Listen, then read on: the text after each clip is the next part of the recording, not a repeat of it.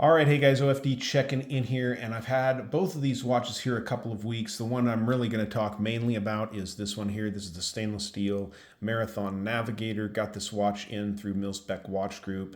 Actually purchased this watch from them. I've been looking at it for a while, and they wanted to get one out on the channel for me to look at, so I thought it was perfect timing to pick one up. Also, they sent out this general purpose field watch here. This is in a poly high impact resin case here, but really cool, nice little 34 millimeter general purpose military watch. So we're going to talk a lot about both of these watches, but I want to bring this one up here first to talk to you about it. So if you're not familiar with the Marathon Navigator series, they've been around for quite a while. Most of the ones that I'm familiar with are quartz models, and they're in this same poly style case. I can't remember the exact name for it. I'll put it down here below in the video so you know what that name is. But most of them have been in this style case, and also with a quartz movement. Those will set you back around $300 to $400, I think.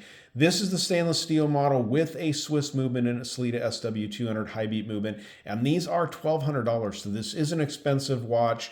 I think to most people that $1,200 is going to be expensive. You guys kind of decide if you think it's a good price for the watch and if it's the right watch for you. For me, it wasn't a problem. I really like the watch. I currently have on my wrist my GSAR polar dial, which I absolutely love this watch, but this one is becoming a little bit of a favorite, and I'll kind of talk about some of the reasons why. So talking specs on this watch, you have a 41 millimeter case from side to side, 48 lug tip to lug tip.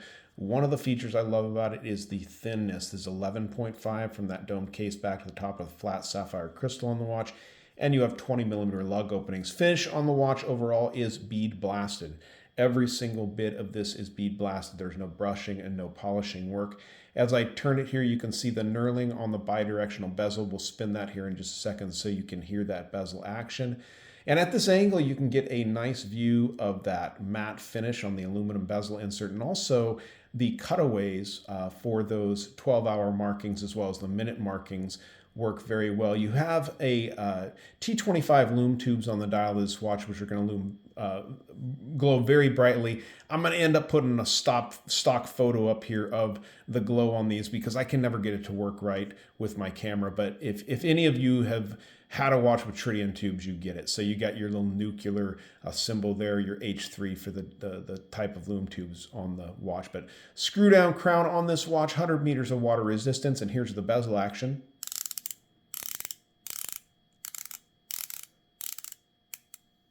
It's not a dive watch, so you're going to have a bidirectional bezel, which I appreciate. It makes it really easy to use, especially for timing situations. You have 20 minutes up to timing here, and like I said, you can use this bezel as kind of a rudimentary GMT style watch. You can set your 12 o'clock being that arrow to wherever you want to keep track of a different time zone, or if you want to use it for that way. But great size watch overall. Bought it on this standard NATO strap here. This is kind of a military issue style strap, nothing fancy going on, but I do like it. It's super comfortable. They do offer it with the def stand style strap also like this, which I will say that for this one, at least my 20 millimeter one, they are thinner than the 16 millimeter one. I know somebody asked me in a picture I posted of this one online, I had it tucked back into the keeper, and with the 20 millimeter def stand strap like these, you can do that, but this 16 you can't. I just noticed that you can't do that. So overall, the watch is great. I've had it for like a couple weeks. It's keeping excellent time, no problem with that.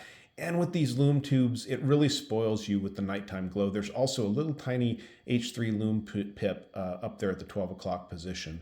But the strap, nothing fancy going on here. Like I said, standard NATO strap with the Marathon stamp there. Take a look at the case back here on the watch. Get the information here. Of course, it is a Canadian brand, Marathon is, but you've got your watch wrist navigator. This is going to be wristwatch, probably a number there related to the military procurement number possibly, but 26 jewels. You have your National Regulatory Commission ID. I do believe that's what that is. Cage number, some other stuff, serial number, but really cool, simple stuff there. Screw down case back on this watch. It does have removable pins with pierced lugs. It's going to make strap changes easy on this watch. I have kind of been a strap. This watch has been a bit of a strap monster. Had it on a bunch of different straps, and it's really cool. But really quickly, let's take a quick look at the general purpose field watch here. This is a nice little timepiece. Comes in Go ahead and clean that dial off, or that crystal off. Sapphire crystal on here, flat sapphire crystal, which is very nice for a small field watch. 34 side to side, 38 lug to lug here. You have about 13 millimeters of thickness on this watch and a 16 millimeter lug opening. You're running a high torque Swiss FO6 movement inside of here. You have a dual scale on this dial, as you do on the Navigator. When I say dual scale, I mean you have the 12 o'clock on the outside and your military 24-hour track on the inside. Both of these watches have it. This does not have Loom tubes, but this watch does have a very nice Mara glow applied to the indices, which we will do a Loom shot at the end with this watch. 30 meters water resistance, non-screw down, just a pressure crown on this. But for most people, 30 meters is just fine. You can get the watch wet, you can swim a little bit with it.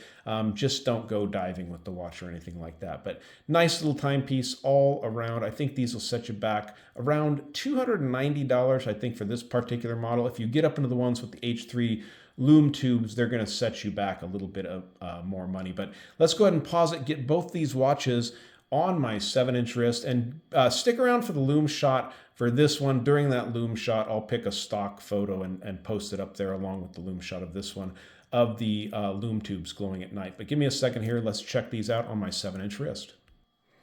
All right, so like I said, this one has become a little bit of a favorite for me. I got it right before I left for a camping trip a couple weeks ago. I have a travel trailer, I call it camping. It's kind of camping, but I love having this watch on that trip. It was great. The Loom tubes are amazing. You wake up in the middle of the night. I don't have an alarm clock or a clock nearby, so just being able to tell the time so easily in the middle of the night is so awesome with these watches, with this continual glow with these tritium tubes. But let's go ahead and throw that general purpose field watch on the wrist and check it out. All right, so there's the general purpose field watch on my wrist. Now I do want to note the comment from before. Somebody commented about tucking that back. It will not tuck back through this first one, but it does tuck easily back through that second keeper there, which keeps that extra amount of strap out of the way. Of course, if it was my watch and my strap, I would probably just trim it to fit. But this is a great little everyday timepiece here to keep on your wrist. Very well made. You got a sapphire crystal. You got a high torque quartz movement in this watch, which means it's going to keep excellent time. And just, it's really a great all-rounder. So let's go ahead and pause it and check out the Loom on these two. All right, so here's a good example of the difference. The little field watch here on the left-hand side, the Loom is incredible. It's the Mara Glow Loom from Marathon, and it's really impressive.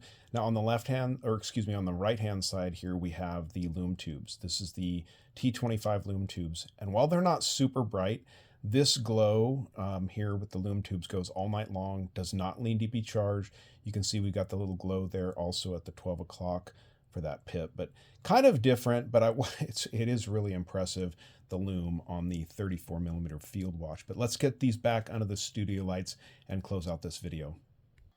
All right, so there you have it. I think that's a great example. If you guys are ever wondering, should I get something with the Loom tubes or should I get something with the Mara Glow? There is quite a bit of a price difference between the two, and to see how good the Mara Glow Loom is, I think that's going to last you, pretty much most of the night.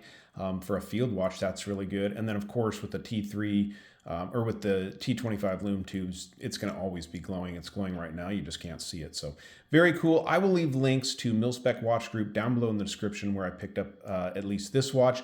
This one will be going over to Marshall Time. Actually, both will be going over to Marshall Time for a review on his channel. So keep an eye out for that. But if you guys like the video, give me a thumbs up down there at the bottom. And if you've not subscribed to the OFD channel yet, please do. Please do. Thanks, guys.